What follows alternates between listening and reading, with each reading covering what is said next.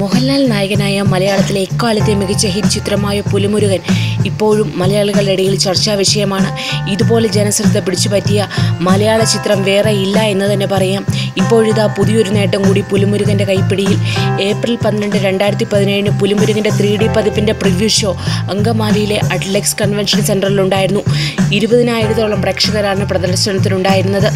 ഇതോടെ ഏറ്റവും കൂടുതൽ പ്രേക്ഷകർ 3D പതിപ്പിൻ്റെ പ്രിവ്യൂ ഷോ കാണുന്ന ആദ്യത്തെ ചിത്രം എന്ന ബഹുമതിയും പുലിമുരുകന് സ്വന്തം. ഗിന്നസ് ബുക്കിലെ ഈ സ്ഥാനം ഇനി മുതൽ പുലിമുരുകനുള്ളതാണ്. വിൽ സ്മിത്തിൻ്റെ മെൻ ഇൻ ബ്ലാക്ക് എന്ന ചിത്രത്തിനായിരുന്നു ഈ സ്ഥാനം ഇതുവരെ ഉണ്ടായിരുന്നത്.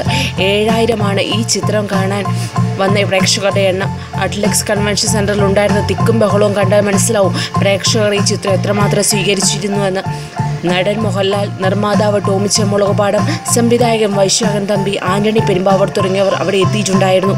ഏപ്രിൽ 14, 2017 വിഷു ദിനത്തിൽ മിനി സ്ക്രീനിൽ ആദ്യമായി പുലിമുരുകൻ പ്രദർശിപ്പിക്കുന്നു. അതേസമയം പുലിമുരുകൻ്റെ 3D മെയ് മാസത്തിൽ തിയേറ്ററിലെത്തിക്കാൻ ചിത്രത്തിൻ്റെ പിന്നണിയിലുള്ളവർ ആലോചിക്കുന്നുണ്ട്. കൂടുതൽ ചലച്ചിത്ര രംഗത്തെ വാർത്തകൾക്കായി സബ്സ്ക്രൈബ് ചെയ്യുക മലയാളം ന്യൂസ് ടൈം.